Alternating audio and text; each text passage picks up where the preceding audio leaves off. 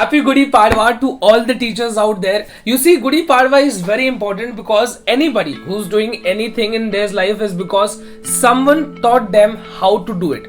तो ऐसा जरूरी भी नहीं है कि सिर्फ जो आपके स्कूल में टीचर्स हुआ करते थे, कॉलेज में टीचर्स हुआ करते थे, उन्हीं को गुड़ी पाड़वा की हार्दिक शुभकामनाएं दे। देखिए, जैसे कि आपकी जिंदगी में आपको किसी ने भी कुछ भी सिखाया हो, चाहे वो आपका दोस्त हो, आपका पड़ोसी हो, अगर उसने आपको कुछ सिखाया है आपकी जिंदगी में जिससे आप कुछ कर रहे हैं आज, तो वो डिजर्व करता है हैप्पी गुड़ी पाड़वा। तो ऐसे सारे लोगों को जिन्होंने कभी ना कभी किसी ना किसी को कुछ ना कुछ जरूर सिखाया है, तो उन सभी लोगों को गुड़ी पाड़वा की हार्दिक शुभकामनाएं। इसी के साथ आज की न्यूज अपडेट्स की शुरुआत करते हैं। आज की सबसे पहली न्यूज अपडेट की शुरुआत करते हैं एक पॉजिटिव न्यूज से, जहां पर बात करेंगे आपसे अन्नू रानी के बारे में, एक ऐसी खिलाड़ी जो कि इंडिया से दूसरी ऐसी महिला बनी है जो ओलंपिक्स में जैवलिन थ्रो के लिए उन्होंने क्वालिफाई किया है।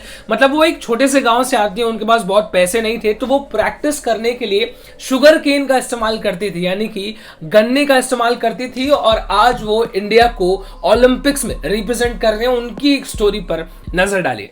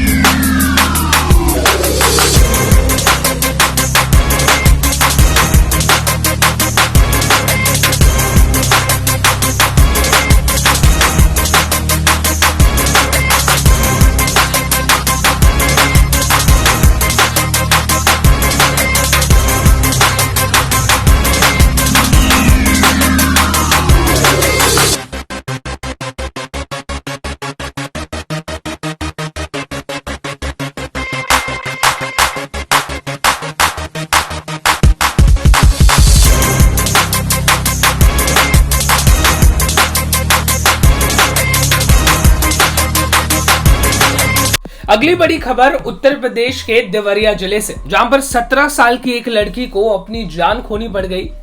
क्योंकि सिर्फ वो जीन्स और टॉप पहना करती थी। उसके परिवार में उसके दादाजी को और चाचाओं को ये बिल्कुल नहीं पसंद था कि वो जीन्स और टॉप पहने, जिसके बावजूद वो पहनती थी। और एक दिन अचानक से जीन्स पहनने की वजह से उसके परिवार में चाचा और दादा सब मिलकर उसको मारना पीटना शुरू कर देते हैं। इतना जोर से मारते हैं कि उसके सर पे काफी हेड इंजरीज आती है, जिसकी वजह से उसकी जान तक चली जाती है। उसकी मम्मी ने एक स्टेप आगे लिया और उनके दादा और चाचाओं के खिलाफ पुलिस कंप्लेंट रजिस्टर कराई। तो उसका छोटा भाई विवेक, उसने रिपोर्ट्स में बताया कि किस तरीके से उसके दादा और चाचा उसके जीन्स और टॉप से नाराज रहा करते थे। फिलहाल पुलिस ने उनके दादाओं को और चाचा को अरेस्ट कर लिया है, उनके खिलाफ इन्वेस्टिगेशन चल रही है। लेकिन फिलहाल पुलिस का यह भी कहना है कि सिर्फ जीन्स की वजह से मर्डर कर देना थोड़ा सा सस्पिशियस लग रहा है। लेकिन फिलहाल अब मैं आप बात करते हैं हिंदुस्तान में रूरल इलाके की, जहां पर आज भी जीन्स पहनना लड़कियों के लिए एक क्राइम जैसा है। जो कई सारे पंचायत होते हैं उन्होंने तो बैन कर रखा है जीन्स पहनने से। आप सुनकर शॉक हो जाएंगे कि लड़कियों को फोन तक इस्तेमाल करना बैन है। कई सारे गांवों में कई सारे खाक पंचायतों ने ऐसे फैसले सुनाए। थोड़ा सा एक और शॉकिंग न्यूज मैं आपको सुनाता हूं। सिर्फ लड़कियां ही नहीं, लड़कों को भी शॉर्ट्स पहनना कई सारे गांवों में अलाउड नहीं है। Raj Kundra, famously known as Shilpa Shetty's husband, उनकी तरफ से एक और खबर निकल के आ रही है, जहां पर ये लोग लगातार क्लेम करते जा रहे हैं, इनके लॉयर्स, की जो भी फिल्म्स बनाई जा रही थी वो बोल्ड थी, वो पॉर्न नहीं थी। लेकिन उसी पॉर्न फिल्म से लॉकडाउन के दौरान राज कुंद्रा ने हर दिन 8 लाख रुपए का बिजनेस किया। 8 लाख रुपए एक दिन में उन्हीं पॉर्न वीडियोस से, जिनको ये कह रहे हैं कि वो पॉर्न नहीं है, वो बस बोल्ड वीडियोस है। आगे बढ़ते हुए ग्लोबल प्रॉब्लम्स के बारे में आपसे बात करेंगे, जहां पर क्लाइमेट चेंज एक बड़ा मुद्दा बनता जा रहा है। क्लाइमेट चेंज की वजह से पूरी दुनिया में सबको लगातार काफी ज्यादा परेशानी हो रही है। जहां पर सिर्फ मैं आपसे चाइना की बात करूं तो चाइना में ऐसी बारिश हो रही है जैसी बारिश पिछले 1000 सालों में नहीं हुई है। इस पूरी डिटेल्ड रिपोर्ट पर एक नजर।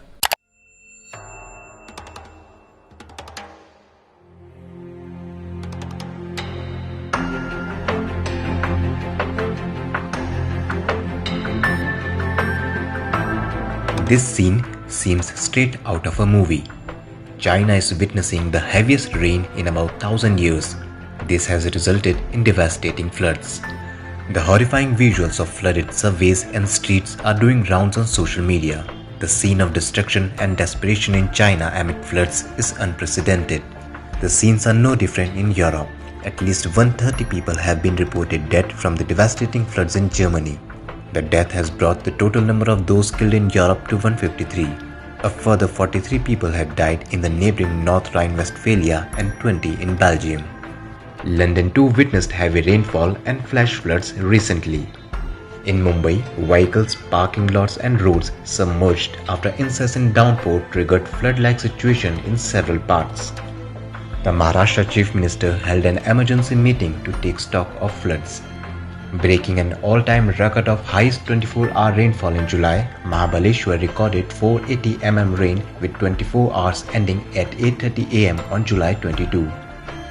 Before this, the highest 24-hour rainfall was recorded on July 7, 1977 at 439.8 mm.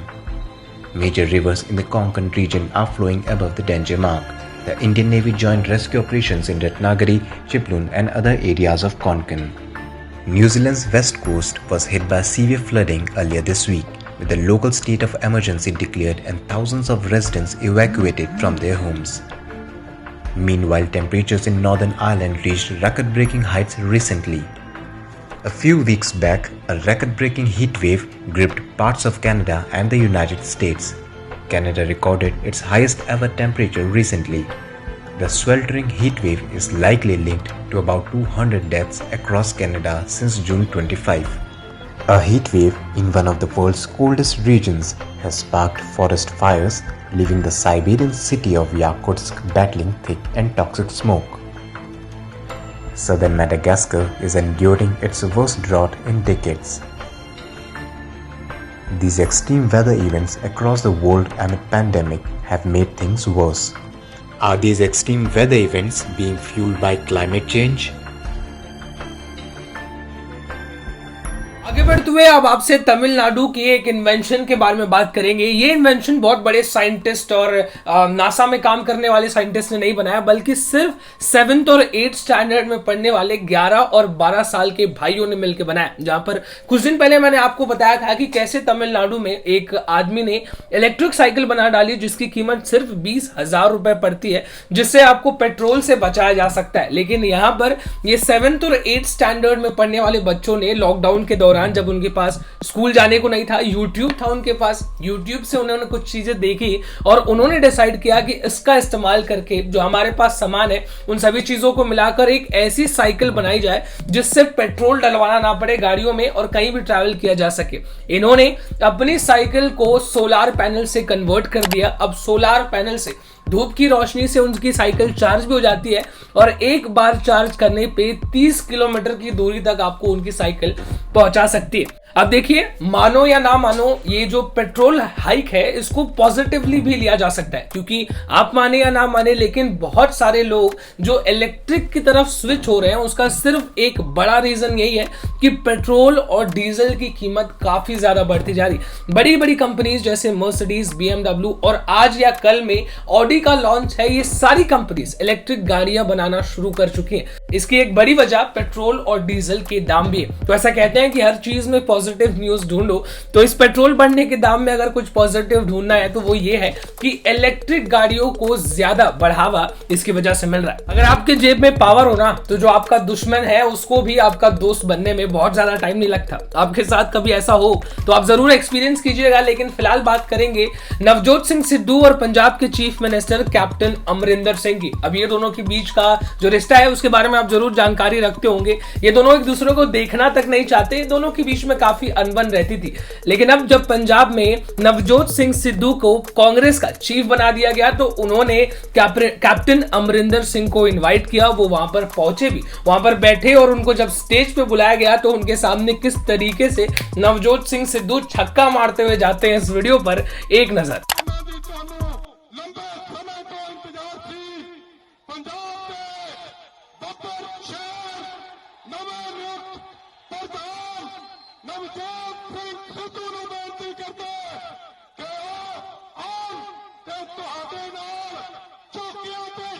अगली बड़ी खबर जम्मू कश्मीर से, जहां पर जम्मू कश्मीर के पुलिस ऑफिसर्स ने एक और आतंकवादी हमला होने से रोक लिया, जहां पर इंटरनेशनल बॉर्डर से यानी कि पाकिस्तान से 8 किलोमीटर अंदर एक ड्रोन उड़ता हुआ नजर आ रहा था, जिसको पुलिस वालों ने मार गिराया। तो पता चला उसके अंदर 5 किलो के एक्सप्लोजिव्स लगाए गए थे, यानी कि उसका मकसद ये था कि उस 5 किलो एक्सप्लोजिव्स को ले जाकर कहीं पर उड़ाया जाए। लेकिन जम्मू कश्मीर की पुलिस ने उसके पहले ही फिलहाल उस ड्रोन अटैक को रोक लिया। अब पाकिस्तान लगातार पिछले कुछ समय से इस बात पर क्लैरिटी नहीं है माइंड यू कि ये पाकिस्तान ही कर रहा है, लेकिन और कौन कर सकता है? चाइना ड्रोन से हमला तो नहीं करेगा, लेकिन फिलहाल इस बात पर क्लैरिटी मिलते ही उसके खिलाफ स्ट्रिक्ट एक्शन लिया जाएगा। लेकिन पिछले कुछ समय से लगातार ड्रोन्स का इस्तेमाल करके हिंदुस्तान के हमला किया जा रहा है। फिलहाल 5 किलो एक्सप्लोजिव्स के साथ भारतीय सेना के जवानों ने और जम्मू कश्मीर के पुलिस वालों ने मिलकर इस ड्रोन अटैक को टाल दिया। बड़े दिन हो गए आपसे कोविड के बारे में कुछ बात नहीं किया। आज मैं आपको महाराष्ट्र से कोविड से रिलेटेड एक बड़ी खबर बताता हूं, जहां पर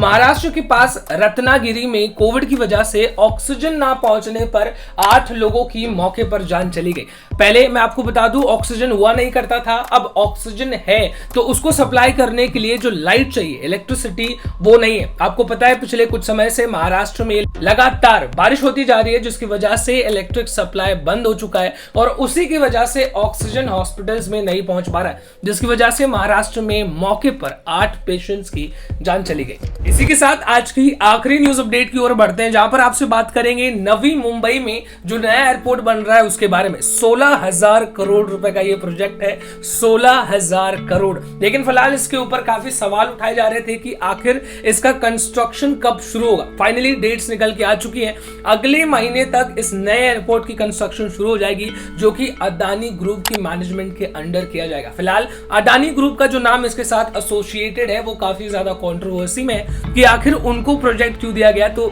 ये तो एक हालांकि डिबेटेबल टॉपिक है। फिलहाल इसी के साथ आज की न्यूज अपडेट को यहाँ पर रेस्ट करते हैं, कल आपसे फिर से मुलाकात की जाएगी। तब तक के लिए आप इस चैनल को सब्सक्राइब कर दीजिए। This is me Devesh Singh signing off. जय हिंद।